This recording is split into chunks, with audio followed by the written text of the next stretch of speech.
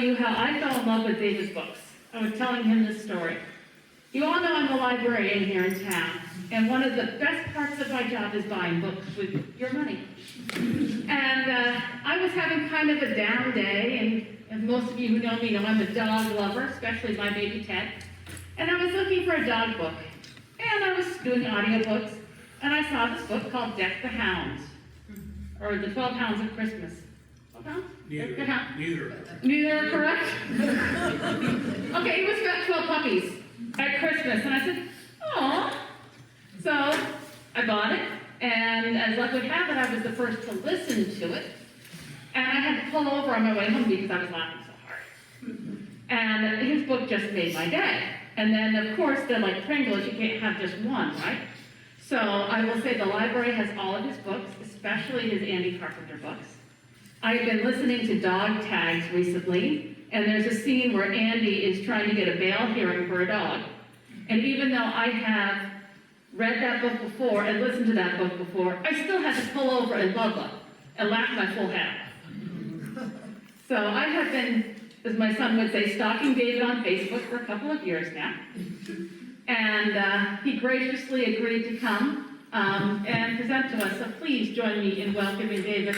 David, I'm so thrilled to see you.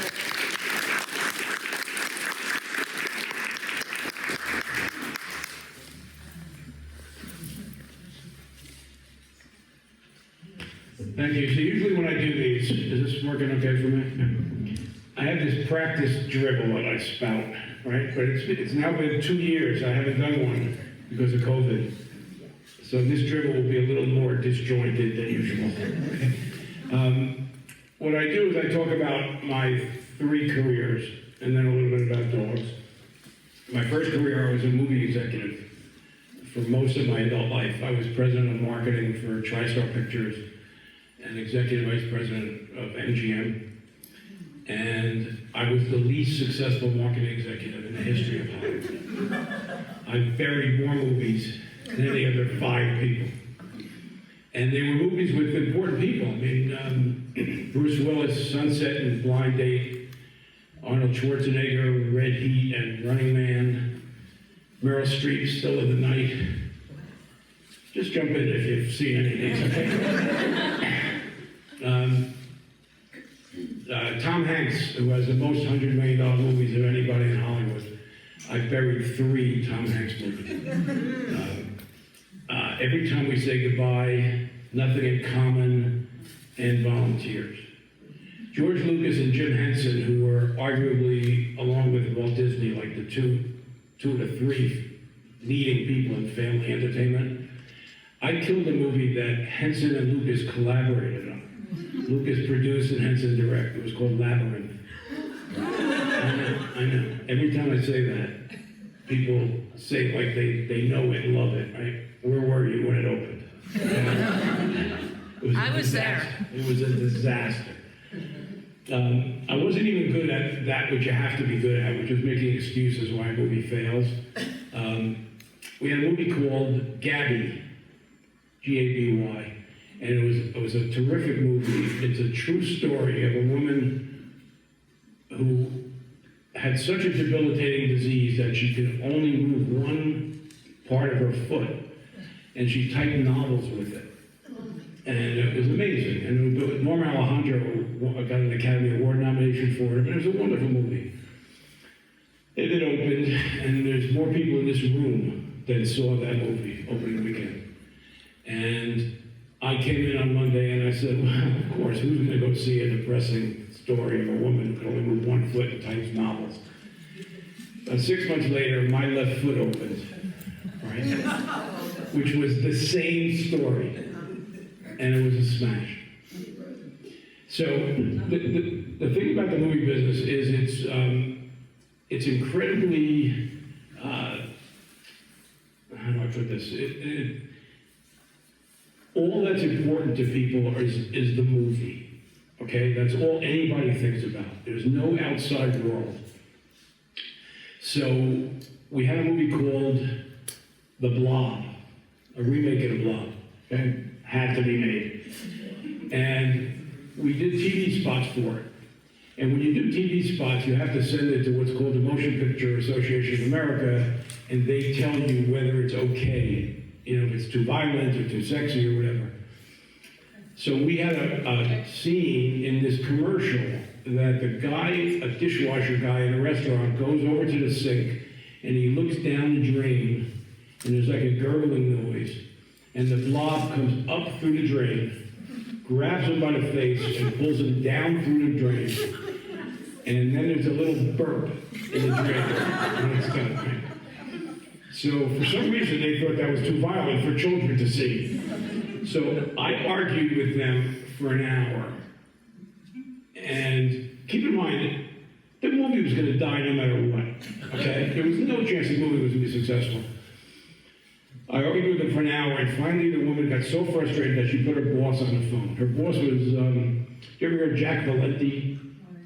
He was a famous guy, a serious player. He was Lyndon Johnson's right-hand man in Washington. Like, he was the head of the Motion Picture Association at the time. And he and I argued for 45 minutes over this commercial. And finally we came to a resolution. We could run it, but we had to take out the burp at the end. Right? But the point is, we were just so focused on the movie and not realizing that it didn't matter what the answer was. Arnold Schwarzenegger was in a movie for us called Red Heat. And he was of all the people I ever worked with, he was the most focused person I ever worked with. And he was in this movie called Red Heat. And in Red Heat, he plays a Russian cop who comes to Chicago and he meets up with Jim Belushi and they go and fight crime, right? So we were meeting one night and he was going to go on Good Morning America the next morning and talk about the movie. And he was aggravated. He was telling us he was aggravated for us because 3 weeks earlier, we had Rambo, and 3 weeks earlier, Stallone had gone on Good Morning America, and they asked him, Stallone, a question, and he got off on a tangent. He didn't talk about the movie. And Schwarzenegger said, that can never happen to me. No matter what they ask me, I'll talk about the movie. He said, try me. So I said, Arnold, how much did you weigh when you were born? He said, it's really interesting you asked me that, because I weighed 7.5 pounds. And when my mother came to the set of Red Heat, she said, Arnold, look at you. You were this little baby, and now you're this big Russian cop who comes to Chicago, right? Anyway, I was completely unsuccessful, despite Rambo. And when I left marketing, it's fair to say there were no producers or directors hanging on my ankles begging me to stay. So I started writing screenplays. And when you write a screenplay in Hollywood, you're either an A-list writer or a B-list writer. And when you're a B-list writer, they look for reasons not to make your movie, even if they buy it. Because they don't want to be blamed if it was a failure. So if they buy a script by Aaron Sorkin, and it dies, what do you want from me? I bought an Aaron Sorkin movie. If they buy a David Rosenfelt movie and it dies, they have something to answer for. So I was in a meeting one day on a script that I sold to Warner Brothers, and they were the executive was trying to find a reason not to make the movie. I knew he was. It was frustrating me. And he was focusing on credibility, that everything had to make absolutely perfect sense. And while that's true to a degree, people don't always behave logically. And he was overdoing it. I knew he was doing it just so he could kill the movie. Anyway, that night I went to a movie produced by a friend of mine who produced, it was called The River Wild. Anybody see it? And Meryl Streep plays a whitewater rafting expert who is out with her family, her 2 kids, I think, and her would-be accountant husband. And they're out on the river, and Kevin Bacon is an escaped convict. And he takes the family prisoner because Meryl Streep is the only person good enough to navigate the river and get Kevin Bacon down to the end where he could get away. So I'm watching this movie, having been killed by credibility, and a quarter away into the movie, the wimpy accountant husband gets away. And he spends the rest of the movie, he goes down the side and he sets a trap for them at the end when they get there. And I'm watching this movie, And I'm thinking, if the wimpy accountant husband can go down the side, why does Kevin Bacon need Meryl Streep to get him down the river? Right? So, it was really frustrating. So I moved into TV movies, which is the perfect environment for me because you have to have absolutely no artistic integrity at all. Right? You just write whatever they tell you, and you cash a check. I wrote a thriller about postpartum depression. So, anyway, I wrote 3 movies, and each one was worse than the one before it. One was cool. I sold about, I should have said I sold about 10 features, and none of them got made. And I sold about 10 TV movies, and 3 got made. And one was mediocre, and the second one was a little worse, and the third one was awful. And the third one was called Deadly Isolation. And it was about a woman who lived on the coast of Maine, right on the water, on a mountain on the water, a hill. And she lived with her 9-year-old golden retriever. And her husband had died 2 years earlier, and she still was mourning. And there's going to be a regatta off the coast, a political regatta, in 3 weeks. So a guy comes to her house and scans her, pretends to be a friend of her dead husband, and he's injured, and he gets into her house because he wants, and he gets her to fall in love with him because he wants to be in the house for 3 weeks so he can commit an assassination when the regatta happens. So Lifetime bought the movie, but they didn't want it to be a political assassination thriller. They wanted the husband to be a jewel thief, a dead husband. And the bad guy, the scamming guy, was his other partner, but he died before they could split up the jewels of the latest robbery. So so the guy thinks that the woman has to have the jewels hidden in the house. So he's gonna come there, get her to fall in love with him for 3 weeks, and find the jewels. So I said, that's okay, but if I were him, I'd come to the house, I'd tie her up and look for the jewels. So, but they didn't want to do that. They wanted him to scam her, and I don't care, right? I mean, as long as the check clears, I'm fine with it. So, but it was a low-budget Canadian movie, right? And they didn't have the money to do anything. So there was a scene in the script where he goes out with her on her boat on the ocean with the 9-year-old golden retriever, and when she's not looking, he throws the dog in the water. What, am I going to kill the dog? Relax, the dog's okay. The dog's fine. So, but then he jumps in to save the dog, being a hero now in her eyes, and getting her to fall in love with him. Okay? This is brilliant stuff. So, but they didn't have the money to go out on the ocean. So they went out like in this viaduct. Right? It was this wide. Okay? And they used a Bernese Mountain Dog, which was fine, but the guy throws the dog in the water, and the dog is swimming happily along, right? It's like a glass in little water. It was just that the guy couldn't catch the dog, it was just awful. Anyway, I decided one day I wanted to write a courtroom drama, and they weren't making them in television. So I wrote 50 pages as a novel. And my wife and my agent liked it, so I finished it, and it sold with 3 sequels. The whole process from the time I wrote it, started writing it to the time it sold, was about 7 weeks. So now I'm a novelist, right? And it was called Open and Shut. It did pretty well, and I got some award nominations and stuff, but it was the first example. I didn't find this out till quite a few years later. It was the first example of the one thing that makes me unique among writers, and that is there's pretty much something really stupid in every book, right? So in Open and Shut, if any of you read it, it's Andy Carpenter's the lawyer, and he defends a guy named Willie Miller, who's been on death row in New Jersey for 7 years, and he defends him on an appeal, and he ultimately gets him off. Only problem is, New Jersey doesn't have a death penalty. So poor Willie was sitting on death row for 7 years. Right? And I didn't find this out till years later.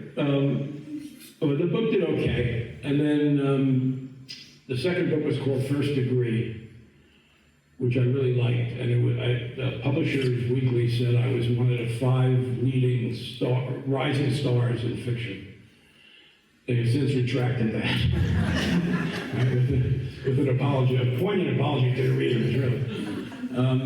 But that book was good, and it did okay. And the third book was called Bury the Lead, which is not very good, but did really well because it got, it was a Today Show book of the month. Janet Ivanovich picked it, we went on TV, and so it did pretty well, fairly well. The fourth book was called Sudden Death, which didn't do very well. I liked it a lot, about football. And the fifth one is a good example of another problem I have. I don't do any research at all. I find Googling exhausting. So, Dead Center, which is the fifth book, is not set in New Jersey. It's set in northern Wisconsin. And I won't bore you with the story, mainly because I don't even remember the story, but the ending of the script was, it had to do with getting stuff across the border from Canada. So I finished the book, and I gave it to the publisher, and I said, while you're reading it, I'm going to get real town names in northern Wisconsin to replace the fake town names I used while I wrote it. So I look at a map and I find out that there is no border between Canada and Wisconsin.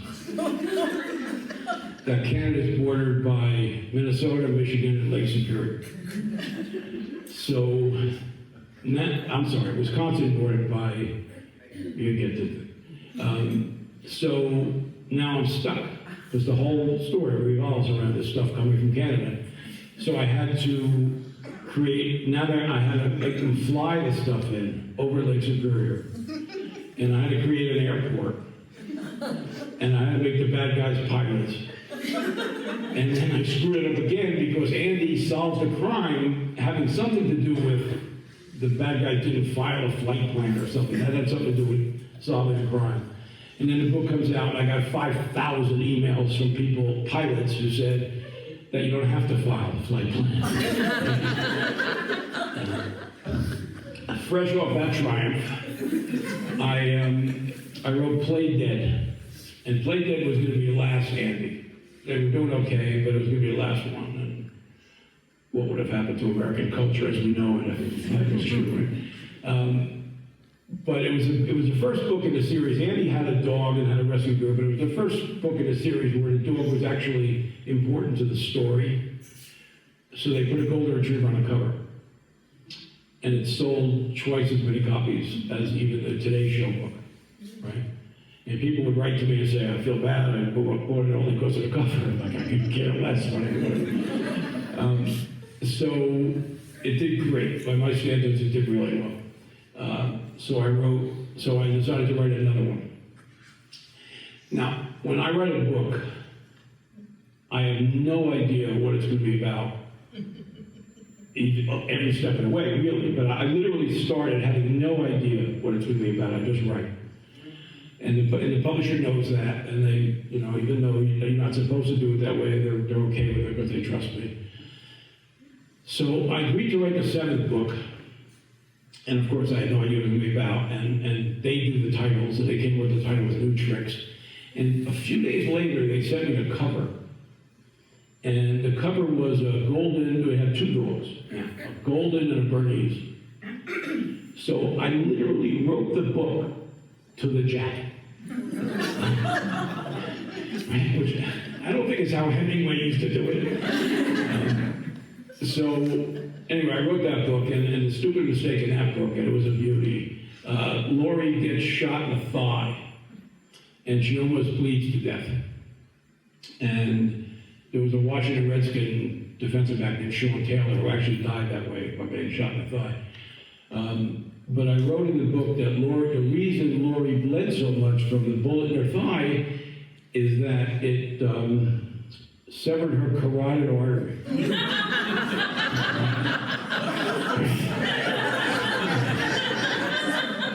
Literally in the book. So, this is who she got. No wonder she's able to get me to come here, right? Who else would have you? So around that time, I started deciding that since it takes me about 6 weeks to write a book, it leaves me a lot of free time on my hands, so I would write standalones also. So for quite a few years after that, I wrote a standalone and an Andy Carpenter every year. And the first standalone was called Don't Tell a Soul. And it was originally going to be called Can You Keep a Secret? And about 3 weeks, and when the book was literally at the printer, I decided that Can You Keep a Secret sounded too much like a Lifetime domestic abuse movie, right? So I changed it to Don't Tell a Soul. But there was a scene in the book, the key scene in the book, is early on, the bad guy comes into the bar at New Year's Eve, where our hero is. He walks up to him, and he tells him that he says, can you keep a secret? I murdered a woman named Sheila, and she's buried in a certain place in Kinnelon, New Jersey. And then he leaves. So our guy's freaking out. He goes home and he Googles Sheila, Kinnelon, and so on. Anyway, I decided to change the title to Don't Tell a Soul. So while the book was at the printer, I rewrote the scene. So the bad guy no longer says, can you keep a secret? Instead, he says, don't tell a soul. But in the rewriting, I forgot to include the name Sheila. So he goes up to our guy, he tells him about the murder, doesn't mention Sheila. Our guy goes home and is Googling Sheila in Kinnelon, New Jersey. The second standalone was called Down to the Wire, which is really mediocre. I mean, I definitely do not recommend that book. The third one was called Anguara Time. And it's an example of, I'll try to make this short, it's an example of what I was saying about I don't know where it's going. It's the only time I ever wrote pages and sold the pages to the publisher as the beginning of the book. So the pages were great. It was about a guy who was in New York City. He meets a woman, they fall in love. They live together for 6 months. They go off to her parents' house in upstate New York, where he's going to propose. He buys a ring. They have an idyllic 4 days. He proposes, she accepts. The last day there, and they're staying at her parents' house. The last day there, they go on a drive up to a waterfall, and on the way, it gets stormy out, and it gets darker and darker, and it gets so dark that his car lights can't cut through the darkness. Excuse me, and they roll over into a ditch. And then it gets light, and she's gone. He doesn't know where she is. She's gone. So the police come, and they're afraid she got thrown from the car, but she's not around. And finally, they decide that maybe she went back, she got disoriented and went back to her parents' house. So they go back to the parents' house, and the mother comes out, and they say while they're there, and the mother says, I don't know what you're talking about. I don't have a daughter, and you were never here. Right? So he goes around the town to all the people they met in those 4 days, and they all say they don't know what he's talking about. They don't know this woman, and never met him. He goes home to New York. All his friends say the same thing. And there's no trace of her in the apartment. The jeweler denies he sold him a ring. There can't be a conspiracy this large, right? That's where the pages end, right? So I sell it based on that. But I'm selling it now to a thriller publisher, so I promise them it won't be science fiction, the solution, right? Well, now what? Right? It's not going to be science fiction. How the hell do you get out of this story, right? That was the hardest one I ever had, but it's an example of how I don't know where it's going. The fourth book was called Heart of a Killer, which I really liked, but it's about a woman who's in prison. Her daughter, 15-year-old daughter on the outside, has a congenital heart defect. She's going to die if she doesn't get a transplant from a perfect match. The mother's the perfect match, so the mother wants to kill herself to give her daughter her heart. She feels her daughter could use it better than her. And the book was good. It really was. I thought it was good. The problem is, I had dinner about a week after it came out with friends of ours. He's a renowned hematologist at Johns Hopkins. And he had been nice enough to read the book. And he says, I don't know if I should tell you this, but you don't have to be a perfect match to be a heart transplant. He said it's not even important.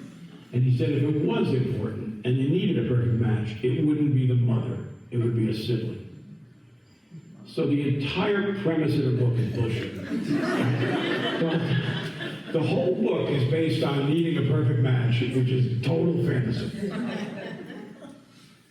Moving right along. So I then wrote a book called Blackout, and that started a new series of 3 books. And now I have another new series, K-Team. So, and then doubling back, I've written now like 24 Andy Carpenter books, I think, 25 or something like that. There was a stretch like in the middle where they were, fairly mediocre. They were okay. The recent ones I think have been better. Anyway, then in 2011, I wrote a book called Dog Tripping. And dog tripping was, what happened, let me double back and talk about dogs a little bit. And when I met my wife, she had a dog named Tara, a golden retriever who was just a fantastic, beyond fantastic dog. And Tara died about 6 months after I met her. She had cancer for 3 months. And the time in which she had the cancer and died was like a transforming experience for us, right? I mean, it was all consuming. And when she died, my wife wasn't ready to get another dog, and I was, but she wasn't. So we started volunteering at an animal shelter in LA. We live in California. And the shelters out there are horrible, just horrible. So it became too passive for us to just sit there and watch dogs either get put down or get taken as guard dogs. So you didn't even fill out an application, right? So one day we're in a shelter in Baldwin Park, California. And to tell you how bad that is, we took a dog out of there once that had 700 ticks on it, right? The vet tech actually counted them. But this dog, so we're in the lobby, my wife and I, and a guy comes in with his 3 kids and their little lab mix, I think. And they're turning the dog in. The dog's a year old, they're turning it in. And when, in that shelter, you have to sign a paper saying you understand that the dog can be put down after an hour, okay? Because, they don't usually go that fast, but they're fast. But, there's no owner to show up, so there's no reason to hold it. Anyway, so we hear this, and we hear them talking, and we figure out that they had gotten that dog as a puppy 10 months earlier. And now it was full grown, so they didn't want any more, and they were going into the back to get a puppy. Right? So, it was not my finest hour. My wife annihilated this guy in the lobby in front of his kids, right? While I'm off to the side, and, like pretending that I didn't know her. So anyway, so that was the first dog we rescued. And we started our foundation, and so we wound up rescuing about 4,000 dogs. But if a dog was too old or blind or ill or epileptic or whatever, we can't keep them in a cage and we can't place them, so they came home as our pet. So it kept growing, right? When you have 2 dogs, getting a third is a big deal. When you have 26 and they say they're going to put down a 9-year-old golden at 3 o'clock, you get 27. And so we got as high as 42 at one point. But we think anything over 40 is eccentric. So anyway, so there we were. And so in 2007, we bought a house in Maine that we'd someday retire to. My wife was head of worldwide media for Taco Bell Corporation in California. So about 3 weeks after we bought the house, we were stuck in the fires in LA, and we were evacuated. And we had to put 25 dogs in a shelter run by a guy we know, which was a really good shelter, and we took 2 dogs to a hotel. That's all we were allowed. And we were in that place in a hotel for 8 days. And for 6 of the days, we thought we lost the house. Because as we were leaving, we had 2 RVs, 27 dogs, and a duffel bag, right, stuffed into 2 RVs. And so we thought we lost the house. And then it turned out we didn't. It's unfortunate we didn't, because my wife did a lot of business with MTV, and they were going to film our trip east as a reality show. Right? So I'd be John Grisham today if we lost the house. But anyway, so we didn't have to move, fortunately. And 4 years later, now we're ready to move. She retired. We're ready to move. We had no idea how to do it. And finally, we settled on 3 RVs. And we had 11 people, 9 volunteers, most of whom we didn't know.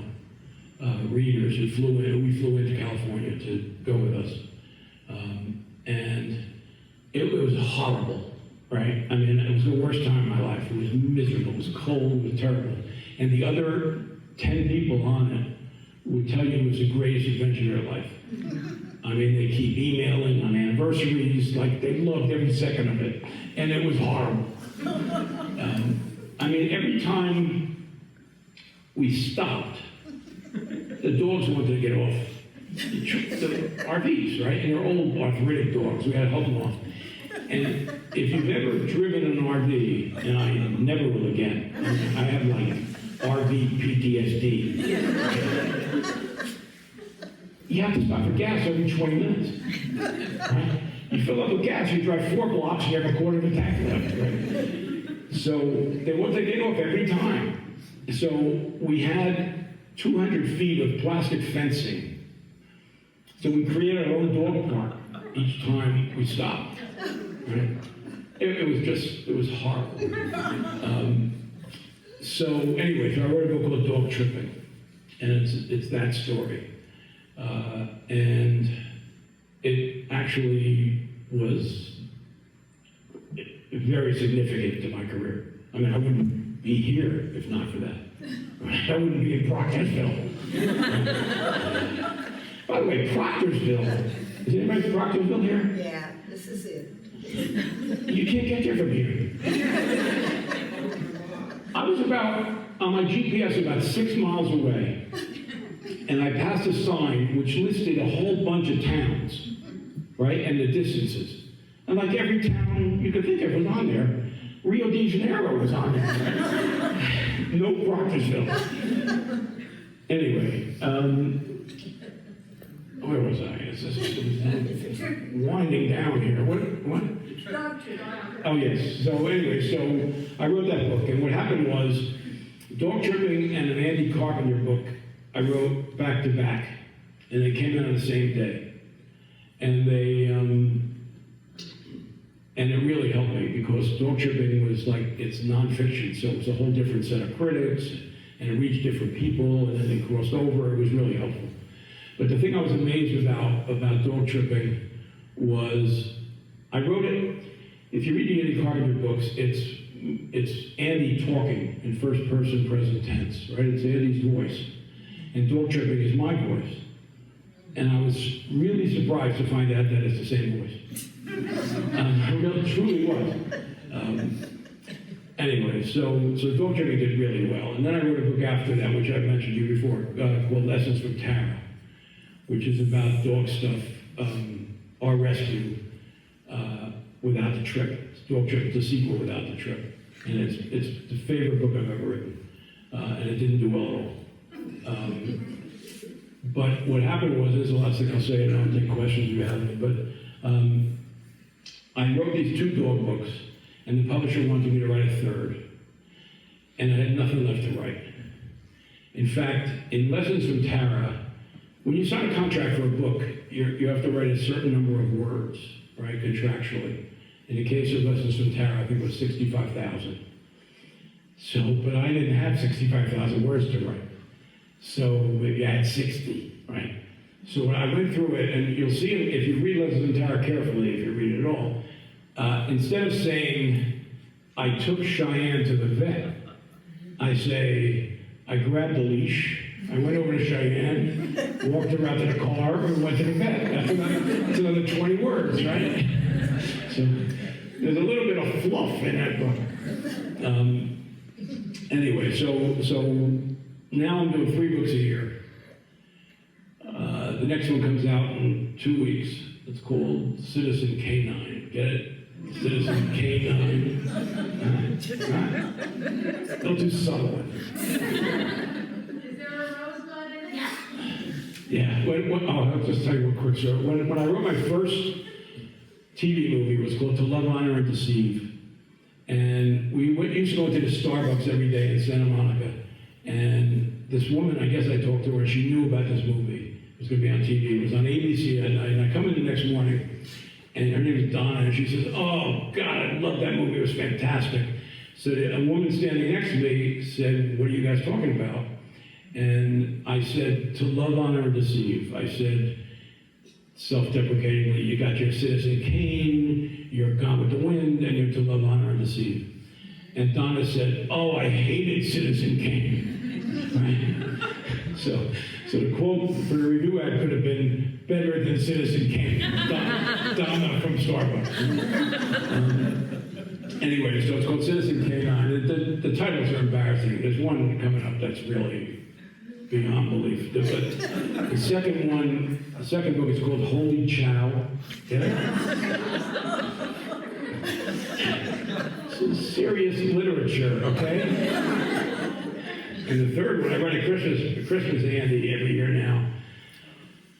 It's called Santa's Little Yelpers. Anyway, so that's my story. Anybody have any questions? Yes. First of all, your modesty is wonderful. It's refreshing. It's clearly very successful. How do you? So I'm not a writer. But Join the club. how do you target your audience, since the audience is so diverse across this country?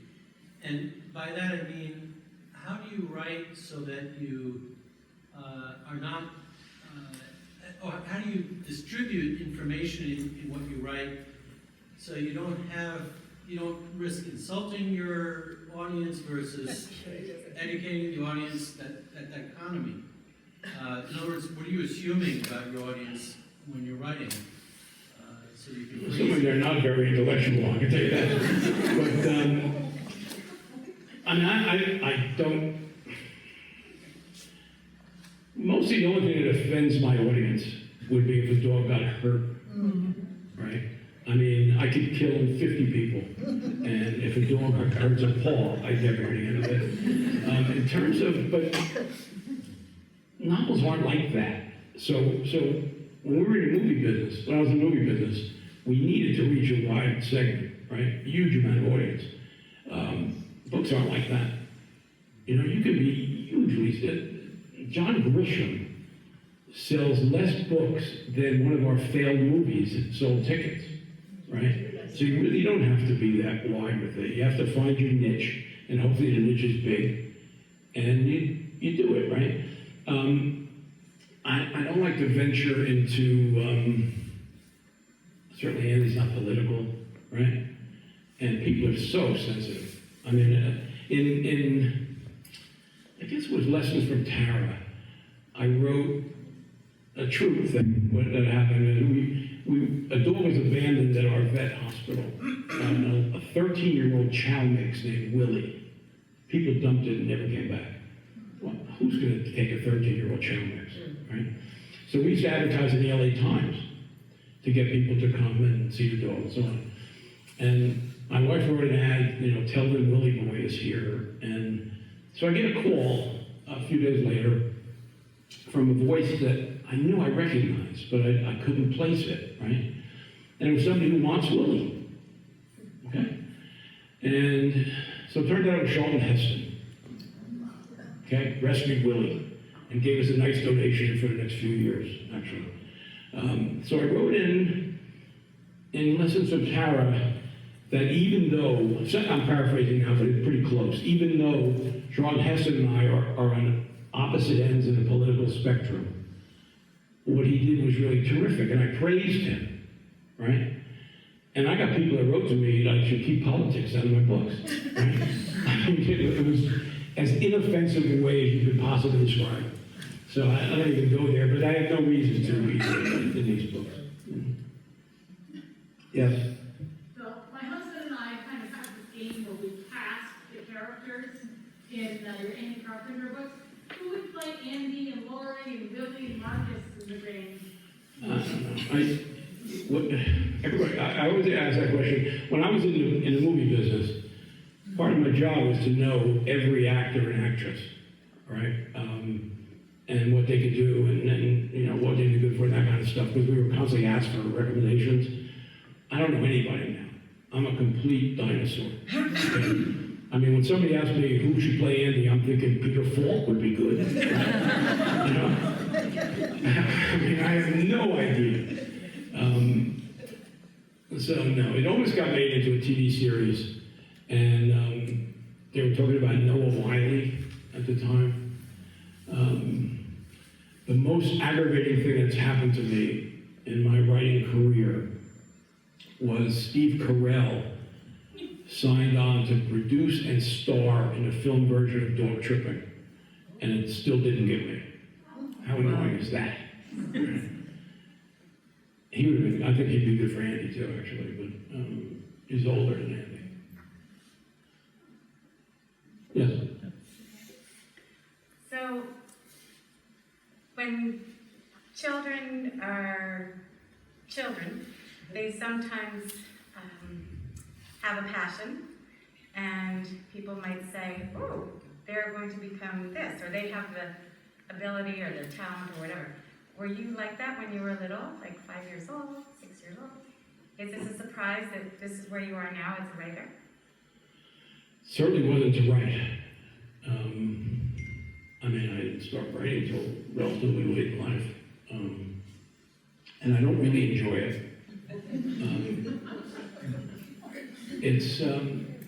The answer to this question is I wanted to be a shortstop for the Mets, right? But no, I don't think I did. What did I just say before that? Who was going to lead me into something?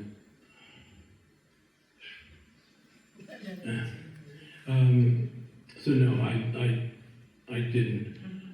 The writing, I'm sorry, when I said I don't really enjoy it, of course I don't, but it's like there's a Dorothy Parker quote that sort of describes me and my attitude towards writing. And she overstates it, but it's, I hate writing, but I love having written, okay? So I don't like doing it. I want to be retired. But when a book comes out, I really like it. Because what happens is, I get thousands, literally, over the course of a couple of weeks of emails telling me how great I am, right? Nobody writes it to you if they don't like it. So I get up at 3 o'clock in the morning to look at my computer, right?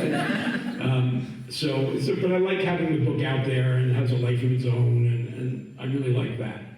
And I like that I've been able to raise a lot of money for animal rescue, doing it. I mean, a lot of money. So I like all that, but the process doesn't appeal to me. Yes? Okay, I have 2 questions. Number 1 is a smaller question. I have never read a book of yours that's mediocre. So I think you're wrong on that. Okay. The second one, how do you deal with all the ticks in your 3 acres? You're kidding? A tick battalion couldn't get through our defenses. We have it sprayed 10 times a year for ticks. And How do you do that? Because I need to do this. you hire somebody and they do it. You call them, they come and they spray. And then we have, they're on tick medicine. We've never, literally haven't had a tick in 11 years. So, no, we got that nailed. Yes? So I only have 3 dogs, and I find myself wading through them sometimes, and I'm really curious to know what it's like living in a house with, or are they out in a barn, Oh, or no. they're all in your home? Imagine everybody here was a golden retriever. Yeah. They're all in our home. They're in our home wherever they want to be. We sleep with, we have 3 mastiffs that are over 200 pounds each. One sleeps on our bed. No, they're anywhere they want to be. But keep in mind, most of our dogs are old. So they sleep all day. You walk around the house, it looks like a Civil War battlefield. There's bodies everywhere. So, but then FedEx shows up and it's a fox hunt. No, they're absolutely in the house. We have a doggy door, they go out to go to the bathroom. They do not want to be outside unless it's winter. And then a few of them, it's hard to get them in. So it's a bizarre lifestyle. Absolutely bizarre. Yeah. Yes? Are you still against doing research? I'm sorry? Are you still against doing research for your book? Not opposed to other people doing it. It doesn't work for me, Yeah, it doesn't work for me. And I have 2 people actually now who are readers who have written to me. We became email friends. One's a judge in Connecticut, the other's a lawyer in New York. And if I write something that's, doesn't pass the laugh test, if I'm afraid it's too stupid, I'll bounce it off them and see if I can get away with it, that kind of thing. So that's the extent of my research. And that stuff nobody ever picks up on. Okay, it's amazing. I never got an email, for instance, about the heart transplant thing. Never got one. I still get emails about the carotid artery. Maybe every 2 weeks. And the book was, I think, 2007.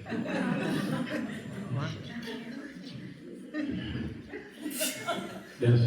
So I'm a middle school English teacher, and I've recently made my students write mysteries.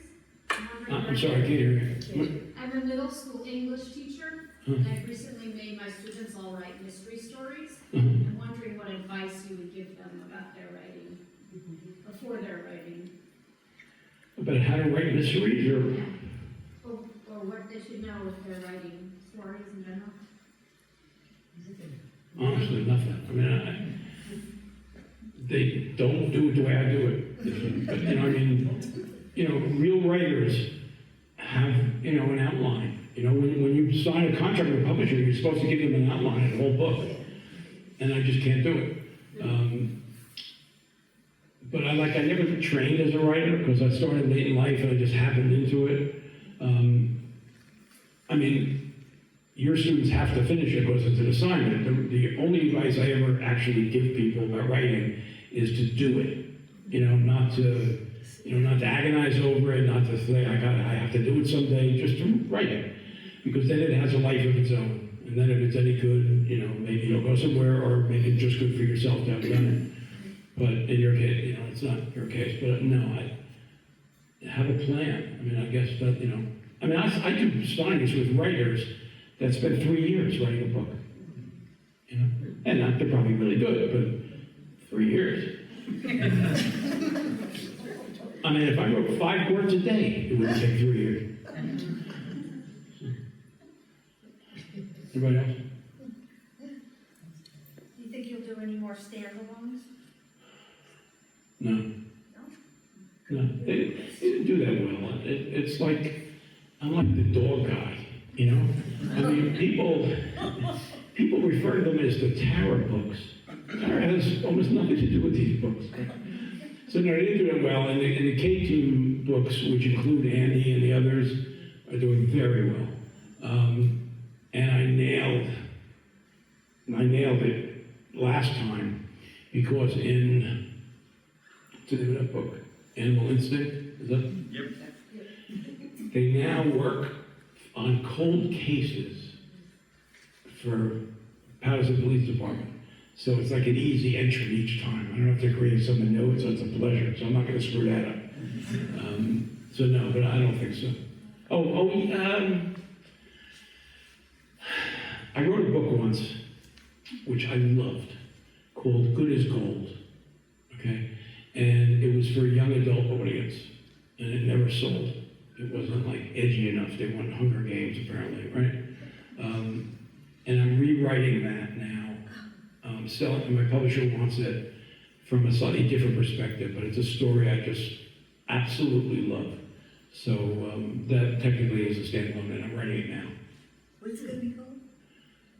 It was originally called Good as Gold. I don't know if it's going to stay that, but I just love this story. Yes. Can I ask another question? Twice. Are your parents still living? No. Did they get to witness you as a writer? Like for a novelist? No. Oh, Screenwriter. okay. What did they think of your career? I don't remember. I mean, you know, I have been certainly in their eyes very successful as a movie executive. And if I recall, I think they had some trepidation about me leaving.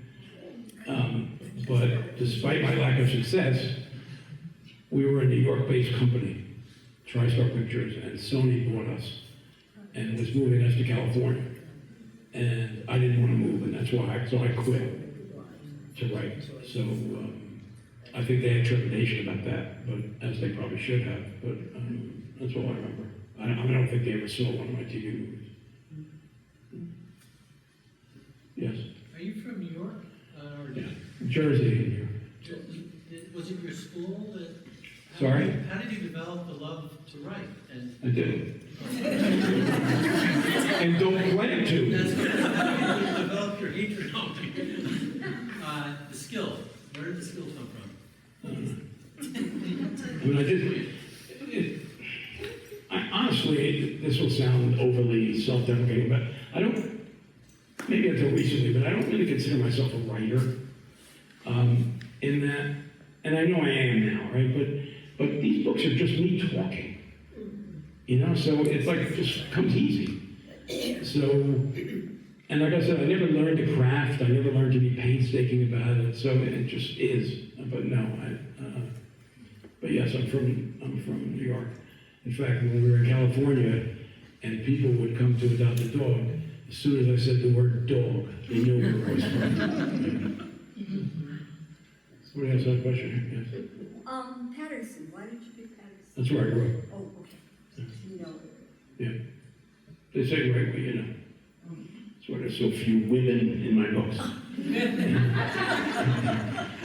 Yes, you have a question? Speaking of, you talked a lot about Tara in that novel, but was there a dog prior to Tara or another animal that really you connected with? No. I mean, we always had a dog growing up. And I loved the dog and stuff, but no, I was not a dog lunatic. My wife makes me look normal. Okay? Is she here today? No. She's totally insane. I mean, we would go into a shelter. We would have, in California, we had a relationship with a vet, and we had 25 dog runs, so assigned to us. So we always had 25 dogs up for adoption. And in the course of a week, let's say we placed 10, then we'd go to these awful shelters and we'd pick 10, right? But she goes to a shelter like she's in Neiman Marcus. I mean, I'll take this one and this one and that one, and she's insane. So, no, Tara was the first. Tara really put me over the edge. But even so, I wouldn't be a total dog nut if not for her. Yes. Any big changes coming for Andy? I don't know. Not in, I don't remember, Ed is getting married. I don't know which book that was in. I don't know if that book has come out yet or not, but I don't think it has, no. I think it has come out. But no, I see. I don't know what's going to happen, Andy. Like, for instance, in Sudden Death, Aunt Lori has an invitation to go back to her hometown as police chief. And so the whole book has a running backstory of Andy being worried that she's going to leave and her making up her mind. I didn't know she was gonna leave until she left. I mean, Andy and Lloyd go for a walk at the end when she tells them. And I literally found out about it when Andy found out about it. So that's the absolute truth. So maybe something will happen, but what's gonna happen? I'm not gonna get divorced. And then they're not gonna have another kid. It's hard enough keeping track of this one. I keep sending them to summer camp. Yes. I forgot my question. Anybody else? Yes. What don't you like about writing? What don't I like about it?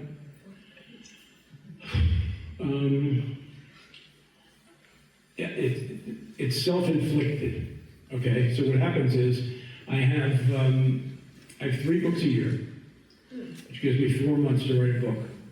Okay, right now I'm finishing up the pages for this other book I said, As Good as Gold, and then I have to write Santa's Little Yelpers. Okay, so that book's due April 1st. I'm on page 2. So there's a lot of pressure, right? And the pressure comes not from typing the pages, because if I knew what was going to happen, I could have it Thursday, right? But I don't know what it's about. I don't know what the crime is, who Andy's representing, nothing. You know as much about that book right now as I do. So it's pressure, so I don't like that. And then I'm surrounded by, up in Maine, retired people, and, we have breakfast and they go home to do what retired people do, and I go home to work, so I don't like that either. Yes? Do you know any other authors that write like you do, with not a plan? No, but I don't know any, no, I don't know authors. I know maybe 3 authors, so, no. I'm sure there are some, but I don't know. Yeah.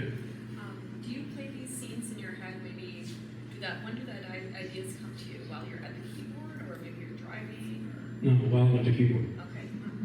Yeah. So, To try, I can't think 3 pages ahead. It's like exhausting to try and do it. But if I sit down, I can do it. At the keyboard, I can do it. So it just happens. And the good thing about the Andy books for me is, and one of the reasons I wasn't a good screenwriter, is when you write screenplays, every page is supposed to move the story along, right? When you write Andy Carpenter books, he can muse about not liking the beach for 2 pages. I can just do stuff in Andy's mind, right? I just wrote a scene about Andy, what the hell was it? About not liking to talk on the phone. Andy doesn't like to talk on the phone. So he goes into a whole, a page and a half on phone calls. He'd rather it was usually a telemarketer that called than one of his friends, right? I can get through pages even if I don't know what's going to happen next. I'm not sure that's how actual writers do. What's that? did you have an annoying phone call that day? No, I don't think so. I just don't like talking on it. I hate talking on the phone. Pretty much everything Andy says is me. That helps. Yeah. So folks, I also want to mention that David has generously donated a character name for the Lucy Mackenzie Gala for their auction. Right, so it's May 26th. So, bid on that. Bid on that. Because David will put you in one of his books. Not now, right? No. The gala isn't until May. I wasn't going to pester you yet. But then once you bid on it and get it, you really have to press me because I just forget about it. And there's so many of them. There's a woman in Mission Viejo who paid $9,800. Whoa. And I forgot her name. To this day, she's not in the book. And she never contacted me, never did it. Paid $9,800. I have no idea.